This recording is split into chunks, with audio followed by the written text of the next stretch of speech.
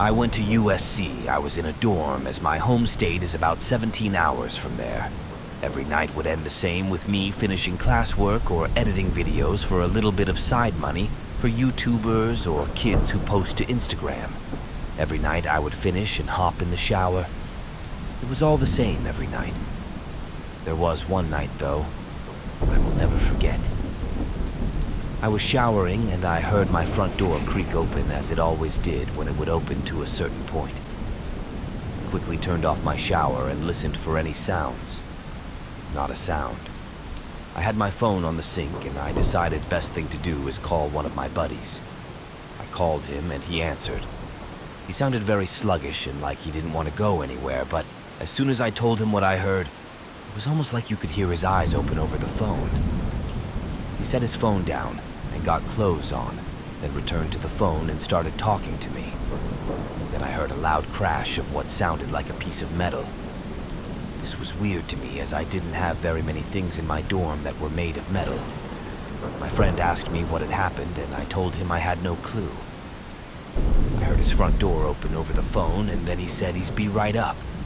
I hear loud footsteps coming down the hallway that sounded like a jog. I quickly dried off, threw my clothes on, and received a text from my friend. He said, "I'm outside your door, it's wide open, and I hear heavy breathing." I replied, "Throw the door open and I will come out as I hear the door hit."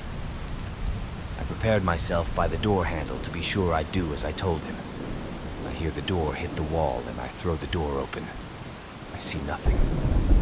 My friend looks at me and then looks around the room. The room was untouched. We look around the room and find nothing. With both our eyes still wide open, we walk down to his room for the night, and I decide to sleep there. We wake up the next morning. We go to check my room one more time. We open the door, and this time my pillows and blankets were thrown across my floor. We pick up the blankets and pillows before noticing that there were scratches on the wall that had never been there before. We got campus security, and they checked our room and figured it was us just messing with them and saying that we would need to pay for the damages. Luckily, my friend and I had talked him into believing us, and he called some local ghost hunters. Nothing about them was professional. They found no evidence. Me and my friend to this day never forget what happened in dorm room 327 on USC. What do you guys think it was? Once there was a British who was driving through Ireland as the weather got progressively worse and day soon turned to night. He suddenly realized that he was on the wrong road, but there was nowhere to turn around, so he pressed on, barely able to see the road through the rain. Without warning, his car just died. No battery, no engine. He assumed water must have shorted something and he'd best start walking. He was soaking wet in 100 yards, but he continued walking. An hour later, he heard a noise behind him and turned to see a car coming very slowly up the road behind him, its lights very dim. As it reaches him, he reaches out through the torrential rain and opens the back door and jumps in. He was shocked when he saw that he is the only person in the car. There is no one driving and no other passengers. He freezes with fear as the car slowly continues up the road through the pouring rain. Before long, a village comes into view and the car creeps silently and slowly into the village. The British spies a pub, so he jumps out and runs inside, not looking back. Panting with horror, he orders a beer and sits down. A minute later, two soaking wet Irishmen come into the pub. The taller one points at the British and says, "That's him, Paddy. That's the bastard I saw jump out of the car we were pushing."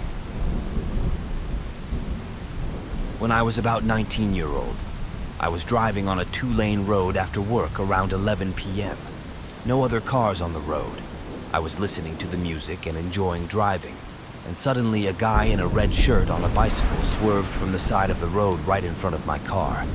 I hit him. Felt the impact. I was yelling OMG over and over and got out of the car to see how badly he was hurt. Only I didn't see him. I couldn't find the guy. No bike, no red-shirted guy, no dent or blood on my car. I searched the ditch with a flashlight. A couple people passed by while I was looking in the field for a body. Then suddenly a sheriff's car pulled up. I told him what happened. He said I didn't hit anyone. Told me that about 15 years earlier, a young man in a red shirt was hit by a car while riding his bike right there. He died instantly. Deputy told me that every couple years someone driving through there believes they've hit a red-shirted bike rider. I'd hit a ghost. Yes, this is a true story. It happened about 40 years ago and it still creeps me out. To this day, I don't like driving at night. Whilst driving from Morelia to Ciudad Hidalgo in Mexico, back in the 80s we had two ways to get to Ciudad Hidalgo, which was the National Road, or the old National Road, which was called Mil Cumbres. Mil Cumbres basically means 1,000 curves. That stretch of road literally had 1,000 curves, so a lot of people would get motion sickness when on that road. One evening on our way back to my grandparents, who lived in Ciudad Hidalgo, my grandfather was driving and he loved taking Mil Cumbres because it had really nice views and he just really loved driving that road. But since we had the new National Road, not a lot of people used that road anymore, so it was kind of desolate with the exception of passing one or two little towns. It was dusk so soon, that meant that being on such a desolate road in the mountains, we would be in complete darkness on the road, with no many other cars on the same stretch of road.